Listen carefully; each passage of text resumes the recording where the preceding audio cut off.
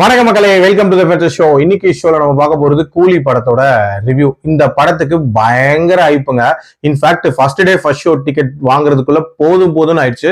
ஒரு வழியா பார்த்து முடிச்சாச்சு. இவ்வளவு ஹைப் பண்ற அளவுக்கு இந்த படம் ஒர்த்தா இல்லையா அப்படின்றத இந்த ரிவ்யூல நம்ம பார்க்க போறோம். இந்த படத்தோட கதைன்னு பாத்தீங்கன்னா ரொம்ப சிம்பிளான கதை. அதாவது தன்னோட நண்பனோட இறப்புக்கு பழி வாங்குறது அப்படின்ற மாதிரியான தீம்ல நகரக்கூடிய ஒரு கதை.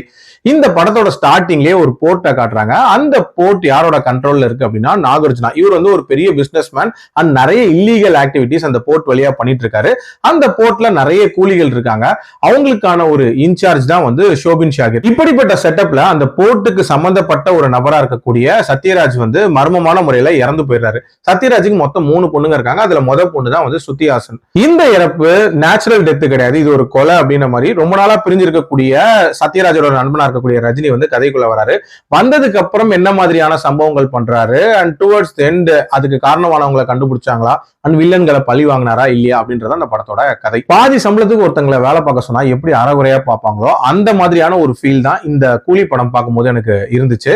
ஏன்னா இந்த படத்தோட ஃபர்ஸ்ட் ஹாஃப் அப்படின்றது வேற லெவல்ல இருந்துச்சு.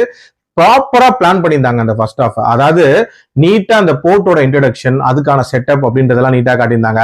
அண்ட் சத்யராஜ் யாரு அண்ட் ரஜினி எப்படி இந்த கதைக்குள்ள வராரு அந்த மூமெண்ட்ஸ் எல்லாமே ரொம்ப ஆர்கானிக்கா இருந்துச்சு. ஆல்சோ ஃபர்ஸ்ட் ஹாஃப்லயுமே ஒரு சில surprise moments and twist and turns வச்சிருப்பாங்க. அதுவுமே ரொம்ப சூப்பரா ஒர்க் அவுட் ஆயிருந்துச்சு அப்படின்னு சொல்லலாம். ஃபர்ஸ்ட் ஹாஃபே இப்படி இருக்கு, செகண்ட் ஹாஃப் இன்னும் வேற லெவல்ல இருக்க போகுது அப்படின்ற மாதிரியான ஒரு எதிர்பார்ப்போட பார்த்தா ஒண்ணுமே இல்லாத ஒரு செகண்ட் ஹாஃபா இருந்துச்சு. அதாவது நடக்கக்கூடிய காட்சிகள் அப்படின்றது ஒண்ணுக்கு ஒண்ணு கனெக்டடாவே இல்ல.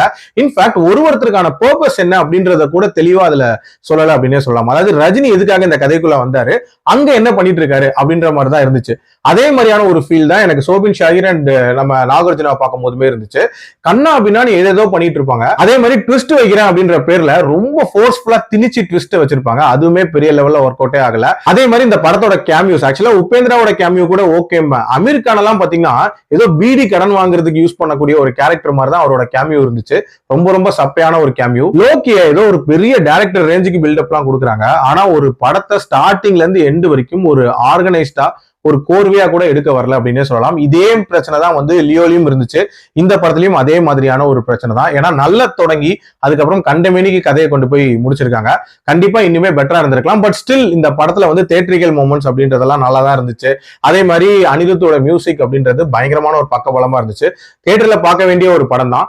பட் இருந்தாலும் ஆகா ஓகோ அப்படின்ற அளவுக்கான படம்லாம் இல்ல. என்னோட ரேட்டிங் இந்த படத்துக்கு 3/5. கண்டென்ட்டை பொறுத்த வரைக்கும் இதுல வைலன்ஸ் இருக்கதான் செய்யுது. பட் பார்க்க முடியாத அளவுக்குலாம் வைலன்ஸ் இல்ல. கண்டிப்பா ஃபேமிலியோட பாக்குற அளவுக்கான ஒரு வைலன்ஸ் தான். ஆனா ஏன் ஏ சர்டிபிகேட் கொடுத்தாங்கன்னு சத்தியமா புரியல. மீண்டும் அடுத்த விமர்சனத்தில் சந்திக்கிறேன். நன்றி, வணக்கம்.